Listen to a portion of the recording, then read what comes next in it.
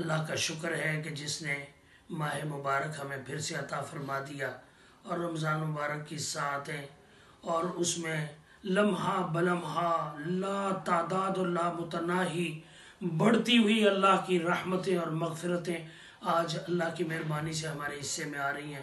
ان کو ہم نے زیادہ سے زیادہ حاصل کرنا اور اپنے لیے اللہ سے ان کو منوانا ہے۔ اس کے جو اعمال ہیں ان میں سے اس ماہ مبارک کا ایک اہم ترین عمل تراویح کی نماز ہے۔ تراویح یعنی قرآن کریم کی تلاوت، یہ نبی اکرم صلی اللہ علیہ وسلم کا معمول مبارک تھا کہ آپ حضرت جبرائیل امین کے ساتھ قرآن کا دور فرمایا کرتے تھے۔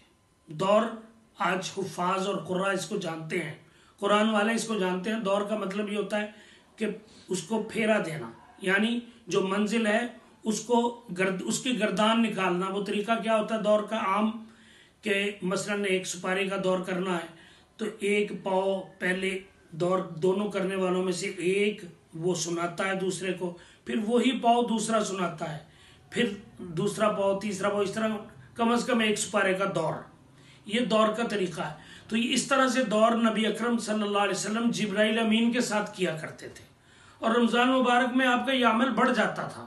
اور پھر تراویح کا جو سلسلہ باقاعدہ طور پہ حضرت عمر فاروق رضی اللہ تعالیٰ عنہ کے دور میں اسے یہ شکل اور کیفیت دی گئی جس میں آج میں اور آپ چل رہے ہیں الحمدللہ۔ اور حضور صلی اللہ علیہ وسلم کا حکم ہے علیکم بسنتی و سنت الخلفاء الراشدین المہدیین، کہ تمہارے ذمے ہے مجھ محمد صلی اللہ علیہ وسلم کی سنت پہ عمل کرنا اور میرے خلفاء راشدین کی سنت پہ عمل کرنا۔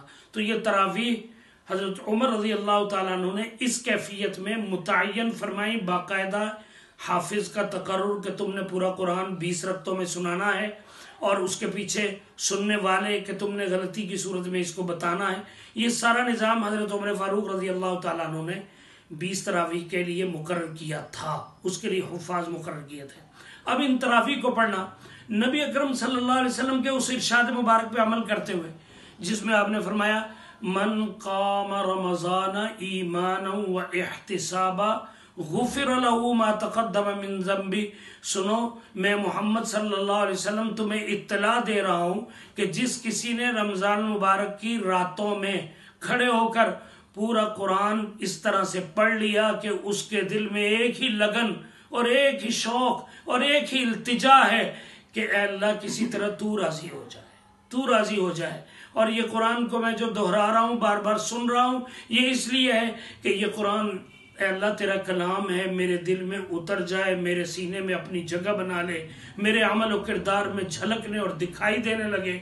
اس نیت کے ساتھ من قام رمضان، جس کسی نے رمضان کی راتوں میں خصوصی قیام کیا، اور وہ خصوصی قیام تراویح کی شکل میں ہے۔ تراویح جو حضرت عمر رضی اللہ تعالیٰ عنہ نے، میں نے عرض کیا کہ 20 رکعتیں متعین کر کے ان کے لیے پورا نظم بنایا تھا، آج تک الحمدللہ وہی چل رہا ہے۔